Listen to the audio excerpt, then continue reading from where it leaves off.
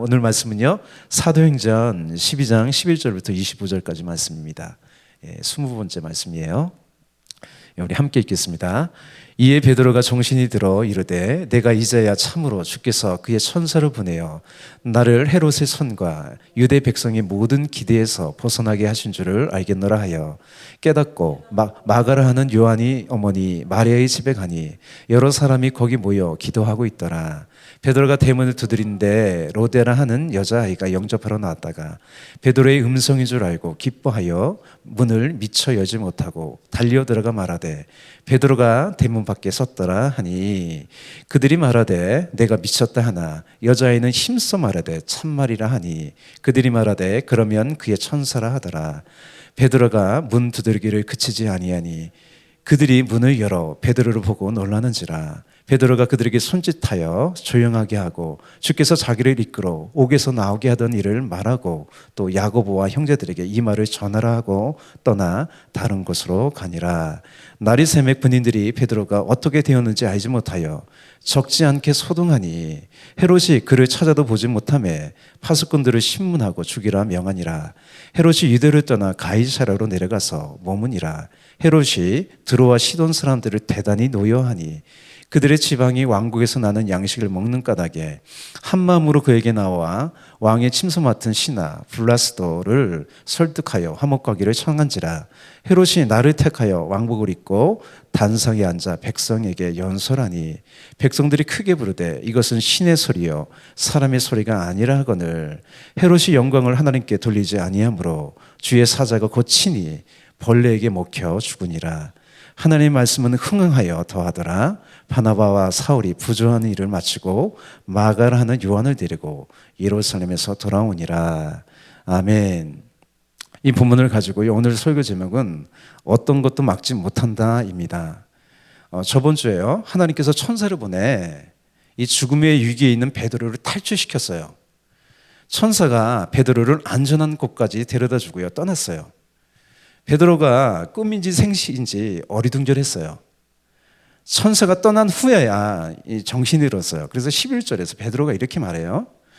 이에 베드로가 정신이 들어 이르되 내가 이제야 참으로 주께서 그의 천사를 보내어 나를 헤롯의 손과 유대 백성의 모든 기대, 모든 그 음모죠, 기대에서 벗어나게 하신 줄 알겠노라.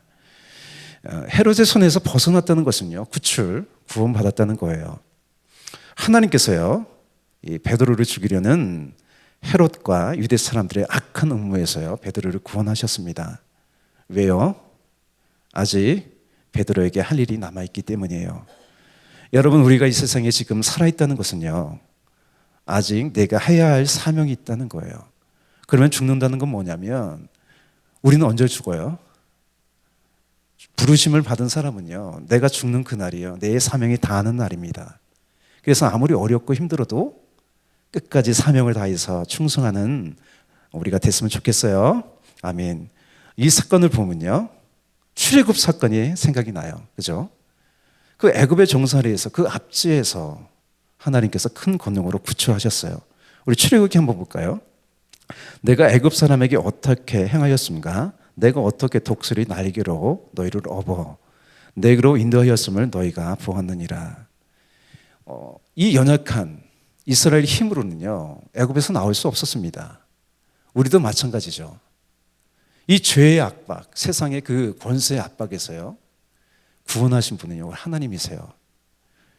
마찬가지로요, 또 이들에게 제가 사명에 대해서 얘기했는데 하나님은 이스라엘을 구원하고요, 그것을 끝난 게 아니라 이들에게 율법을 줬어요. 여러분, 율법은 사명이에요. 왜냐하면 율법은 뭐예요? 하나님의 명령이기 때문입니다. 우리는 하나님의 명령을 받은 사람이에요. 그래서 그 명령은 우리의 사명이죠. 하나님이 하시는 일은요, 오늘 베드로의 그 탈출 사건을 보아도요, 어떤 것도 저지하지 못해요. 하나님이 하시고자 하면 어떤 것도 막을 수 없어요. 오늘 본문은요, 이 전에 보았던 이 맥락이 그대로 이어져요. 그래서 이 부분을 좀 더 이제 살펴볼게요. 첫째로 뭐냐면, 본문 통해서 볼 수 있는 건 뭐냐면 막을 수 없는 기도의 능력이에요. 여러분, 기도는 아주 당연한 말이지만 하나님께 하는 거예요. 하나님께. 그런데 보통 사람들이요, 외식하며 기도하잖아요. 외식하고 기도하니까 예수님께서 그것을 지적하시죠. 그죠? 기도는 나 자신을 향한 한탄이 아니에요. 기도는 항상 하나님을 향하고 있어요. 여러분, 응답 여부에 상관없이요. 물론 하나님께서 빨리 응답할 수도 있고 응답 안 할 수도 있어요. 하나님께서 우리 모든 기도를 들으세요. 우리의 신음 하나까지도 들으신다고 그래요. 기도는요, 사람을 향하거나 사람의 영역에 속한 것이 아니기에 하나님의 영역에 속한 거예요, 기도는. 그래서 능력이 있는 거예요. 12절 볼까요? 12절. 이 사람들이 뭘 하고 있습니까? 깨닫고 마가라 하는 요한의 어머니 마리아의 집에 가니 여러 사람이 거기에 모여 기도하고 있더라. 이 사람들은요, 기도하고 있었어요. 기도. 오늘 이 집이 나오는데 아주 넓은 집이죠. 이 집은 많은 사람이 모일 수 있을 정도로 굉장히 넓은 집이었어요. 이곳이 오늘 마가라는 요한의 어머니 마리아의 집이라고 하는데, 이곳이 아마도요, 오순절날 120명의 사람이 모여 기도하는 곳일 거예요. 예수님은요, 내 집은 만민이 기도하는 집이라고 하신 것처럼 교회는요, 기도하는 곳이고요, 기도하는 이곳으로부터 교회는 시작됐어요. 기도하는 이곳은요, 세상에 어떤 권세를 가진 자리와 비교할 수 없습니다. 기도하는 자리는요, 하나님의 권세를 가진 능력의 자리예요. 우리 교회가 늘 기도함으로 이 자리가 능력의 자리가 될 줄 믿습니다. 그래서 기도하면요, 우리에게 다가오는 어떤 장애물도요, 문제가 되지 않습니다. 어떤 것이든 뛰어넘을 수 있습니다. 우리 마태복음 21장 21절에서 22절 우리 함께 읽겠습니다. 예수께서 대답하여 이르시되 내가 진실로 너에게 이르노니 만일 너희가 믿음이 있고 의심하지 아니하면 이 무화과나무에게 된 이런 일만 할 뿐 아니라 이 산더러 들려 바다에 던지라 하여도 될 것이요 너희가 기도할 때 무엇인지 믿고 구하는 것은 다 받으리라. 아멘. 하나님은요, 아무것도 염려하지 말고 오직 기도와 간구로 너희 구할 것을 감사함으로 아뢰라고 해요. 그리하면 그리스도의 평강이 너희 마음을 주관한다고 합니다. 지켜준다고 합니다. 기도할 때 우리가 말씀을 통해 듣게 되는 것은요, 하나님께서 우리에게 믿음을 주시고요, 확신을 주세요. 그래서 그리스도의 평강은요, 환경이 어떠할지라도 좌절하거나 포기하지 않는 믿음이죠. 예수님도요, 기도로서 모든 어려움을 극복하고요, 감당하셨어요. 예수님도 기도로서 그렇게 사역을 감당하신 거예요. 십자가를 감당하신 거예요. 마찬가지입니다. 우리에게 사명을 주신 거 결코 쉽지 않은 일이에요. 십자가가 지는 게 그렇게 쉽지 않아요. 근데 어떻게 감당할 수 있습니까? 기도하면서 감당할 수 있는 거예요. 여러분, 그냥 세상이 흘러내려가는 대로 떠내려가면 편합니다. 그죠? 기도한다는 것은 뭐냐면 저항한다는 얘기예요. 물을 거슬러 올라간다는 얘기예요. 어떤 장애물을 만나요. 오늘 사도행전을 보면 반대하고 핍박하는 사람이 많아요. 방해하는 사람이 많아요. 그러나 기도함으로 그들은 다 그 장애물들을 넘었습니다. 우리도 기도하면 우리에게 오는 장애물들 다 넘을 수 있습니다. 아멘. 베드로가 이제 기도하고 있는 그 집에 대문을 두드렸어요. 우리 13절, 14절 볼까요? 이렇게 되어 있죠. 베드로가 문을 두드리는데 로데라 하는 여자아이가 영접하러 나왔다가, 베드로는요, 문 밖에 서서 문을 두드리며 문을 열어달라고 이렇게 말했겠죠. 베드로의 음성인 줄 알고 기뻐하여 문을 미처 열지 못하고 달려 들어가 말하되 베드로가 대문 밖에 섰더라 하니, 이 로데라는 여자아이가 베드로의 목소리를 알았어요. 그죠? 그래서 깜짝 놀라면서 기뻐했습니다. 여러분, 그렇다면 빨리 문을 열어줘야 하는데 문을 열어주지 않고 다시 집 안으로 달려 들어갔어요. 이걸 보면 로데의 마음을 좀 알 수 있어요. 로데가 베드로를 얼마나 걱정했는지 알 수 있는 대목이에요. 이렇게 로데가 집 안으로 달려 들어가 사람들에게 베드로가 왔다고 했어요. 그런데 사람들은 믿지 못하는 거예요. 로데가 헛것을 들었거나 보았다고 하는 거예요. 우리 15절에 이렇게 사람들이 이렇게 말합니다. 그들이 말하되 내게 비쳤다 하나 여자아이는 힘써 말하되 참말이라 하니 그들이 말하되 그러면 그의 천사라 하더라. 사람들의 말을 통해 이 사람들이 말하는 것을 통해 베드로가 풀려나는 것이 얼마나 큰 기적인지 알 수 있어요. 성격이 급한 베드로가요, 시간이 지나도 문을 열어주지 않자 더 크게 이제 두드리면서 말했겠죠. 16절에 이렇게 되었어요. 베드로가 문 두드리기 그치지 않고 계속해서 두드리는 거예요. 그들이 문을 열어 베드로를 보고 놀라는지라. 문을 열어보니까 진짜 베드로였어요. 여러분, 다른 사람을 향한 이 사랑의 기도가요, 세상에서 가장 강력한 힘을 가지고 있습니다. 하나님이 움직이시기 때문입니다. 사람들은요, 베드로를 보고 감격했고요, 하나님께 감사를 드렸을 거예요.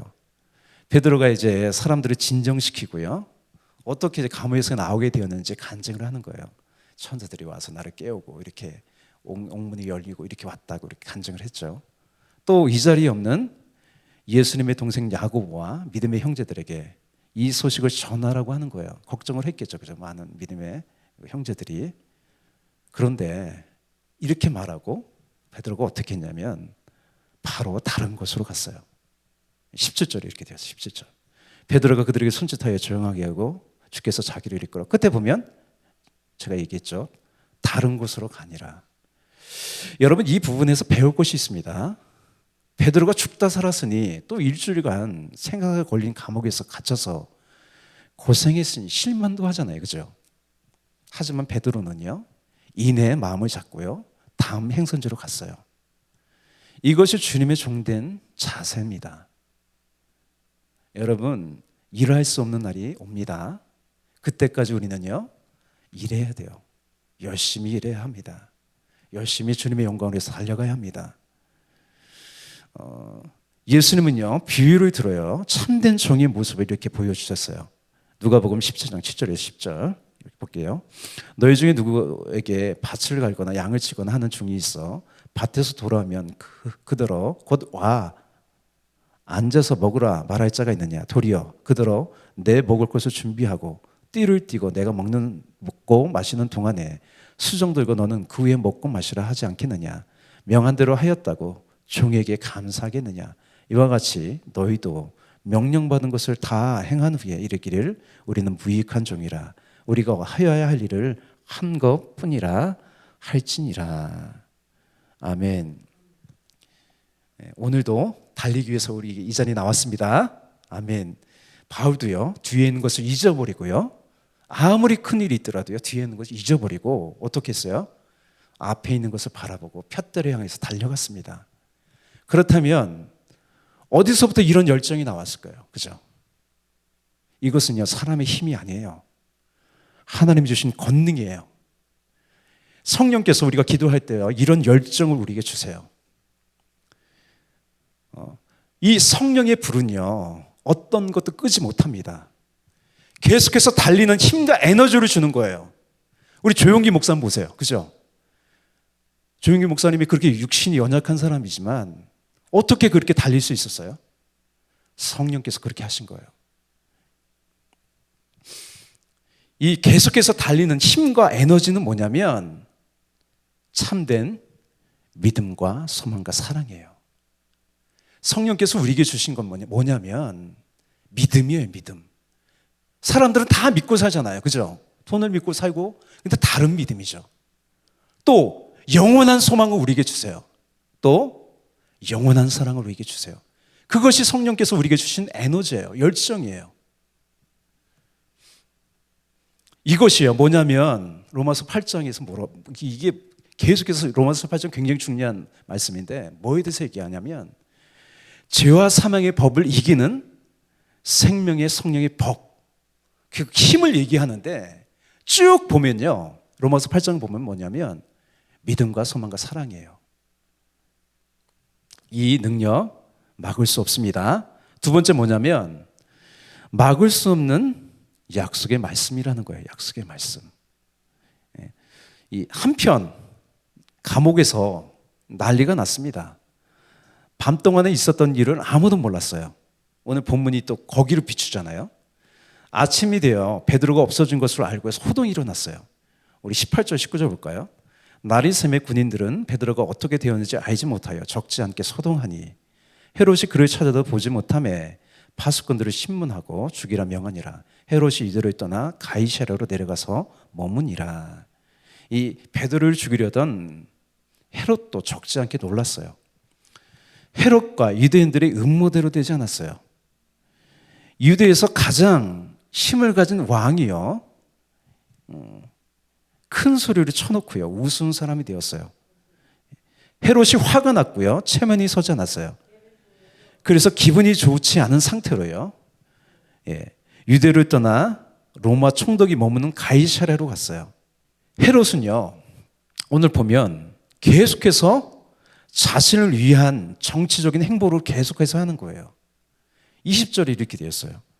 헤롯이 거기 가이사랴에 가서요, 두로와 시돈 사람들이 대단히 노여하니 그들의 지방이 왕국에서 나는 양식을 먹은 까닭에 한 마음으로 그에게 나와 왕의 침소 맡은 신하 블라스도를 설득하여 화목하기를 청한지라.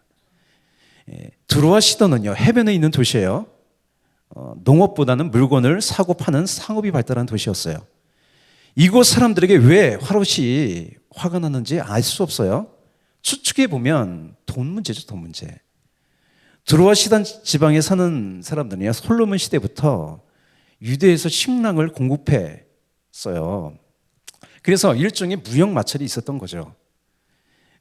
그래서 이 두로와 시돈 지방 행정관들이요 헤롯 왕의 노를 풀어야 하기에 화해를 도모하기 위해서 블라스도를 설득해서요 중재자를 세웠어요. 보통 사람들은 왕에게 잘 보이려고 아첨합니다. 여러분 그럴수록요 왕은 눈이 가려지고요 교만해지기 마련이에요. 두로와 시돈 사람들이요 모든 백성을 모아 어떻게 하냐면 헤롯이 연설하는 그 자리를 마련해 준 것 같아요. 22절 이렇게 되어 있어요.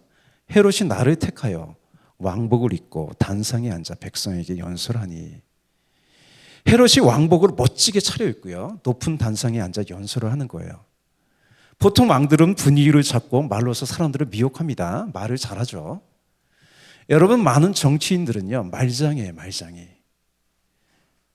그들의 말에 현혹당하지 말고 그들의 삶을 보세요. 마찬가지로요 말장이 목사들이 많아요. 그들의 말이 성경적인지 보시고요 또 뭘 보아야 되냐면 그들이 설교한 대로 사는지 한번 보세요. 예수님께서도 거짓 선지자들을 어떻게 판단하라고 하세요? 열매로 보라 그래요. 나무가 열매가 없으면 비슷한 것 같아요, 그죠? 이게 그 나무 같고, 근데 열매를 보면 그 사람이 진짜 선지자인지 진짜 목사인지 알 수 있는 거예요. 여러분 사이비 교주들도 참 말 잘합니다. 가문이슬에 속지 말고요 그들의 열매를 보세요. 이 헤롯은 인기를 위하여 여러 가지 백성들이 좋아할 만한 말을 했을 거예요. 22절이 이렇게 되었어요. 사람들이 이렇게 칭송하고요. 그렇죠. 백성들이 크게 부르되 이것은 신의 소리요 사람의 소리가 아니라 하거늘. 사람들은요 헤롯을 신이라고 축혀 올렸어요. 여기에 선동가들이 있었겠죠. 그런데 23절의 말씀을 보세요. 어떻게 되었는지.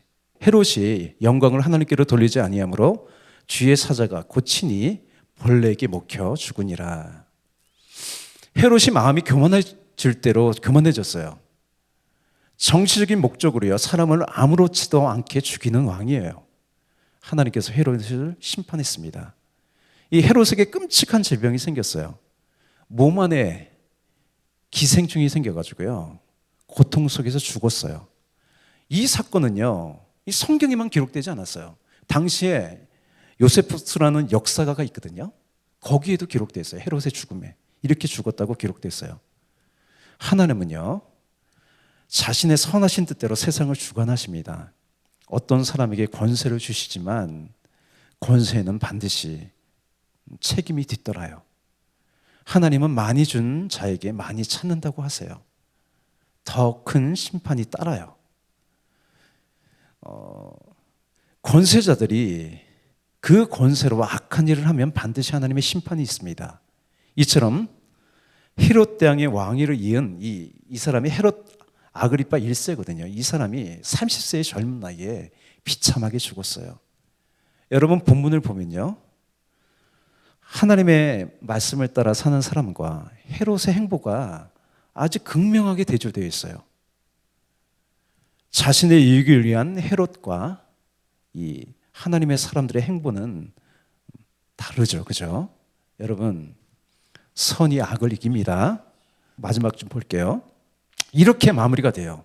이렇게 24절, 하나님 말씀은 흥흥하여 더하더라. 흥흥한다는 것은 번성한다는 얘기예요.